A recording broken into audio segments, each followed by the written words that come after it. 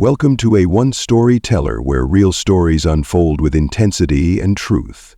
Today we dive deep into a chilling incident that turns a seemingly ordinary night into an unforgettable encounter of justice and power. In a world where power corrupts, one racist cop thought he could abuse his authority, only to be confronted by someone he never expected.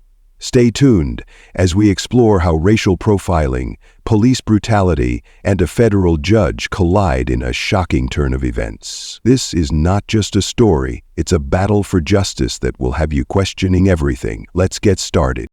It was a cold, rainy evening in the city when Tasha Jackson, a successful lawyer, was making her way home after a long day at the courthouse.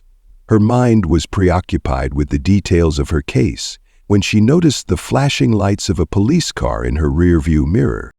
Tasha did what she always did. She pulled over, kept her hands on the steering wheel, and waited. She wasn't one to panic, having dealt with many difficult situations throughout her career. But tonight, something felt different. The officer who approached was Officer Brad Thornton, a man known for his hard-nosed approach to policing. But Thornton wasn't just a typical cop. He was infamous for his aggressive tactics, especially when dealing with black citizens. Tasha had heard whispers about him, but she never thought she'd cross paths with him. "Step out of the vehicle," Thornton ordered, his voice sharp and commanding. Tasha's heart began to race, but she kept her cool. "I haven't done anything wrong. Why am I being pulled over?" she asked, her voice calm but firm. Thornton's eyes narrowed. "Step out of the car now." He didn't respond to her question, his voice filled with authority and a dangerous edge. Tasha opened the door slowly and stepped out. She was trying to keep her composure, but the tension in the air was thick. She had dealt with racism before, plenty of times. But this felt different. Thornton approached her quickly, his hand on his weapon. "You know, I've dealt with people like you before. You think you can just do whatever you want," he spat, his words laced with hate. Tasha stood tall, keeping her hands visible. "I'm just trying to get home, officer. What's the real reason I'm being stopped?" Thornton didn't answer. Instead, he grabbed her by the arm, jerking her forward. Tasha stumbled but quickly regained her balance. "Let go of me," she said, her voice calm but firm. But Thornton wasn't listening. He pushed her hard against the side of the car, causing her to hit her head on the doorframe. Pain shot through her body, but she refused to show weakness. She wasn't going to give him the satisfaction. As he pinned her to the car, Thornton began yelling racial slurs, his words cutting deep.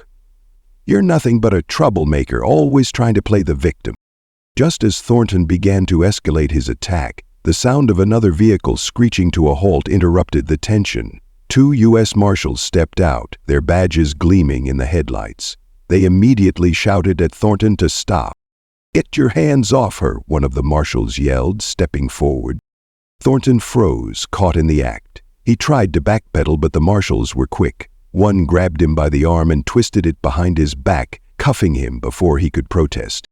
"What the hell is going on here?" Thornton muttered, still in disbelief. The other marshal, who had been the first to arrive, turned to Tasha. "Are you okay, ma'am?"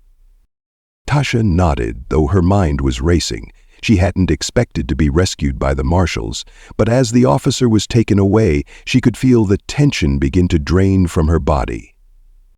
And then everything changed. One of the marshals, his voice calm but firm, turned to Thornton. "You just assaulted Judge Tasha Jackson, United States District Court. You're under arrest for assaulting a federal judge." Thornton's face turned as white as a ghost. His mouth opened, but no words came out. He was speechless. "Wait, she's a judge?" Tasha didn't speak. She didn't need to. The truth was clear. She was more than just a woman he had assaulted. She was a woman of power, a judge who had the authority to make sure he paid for what he had done.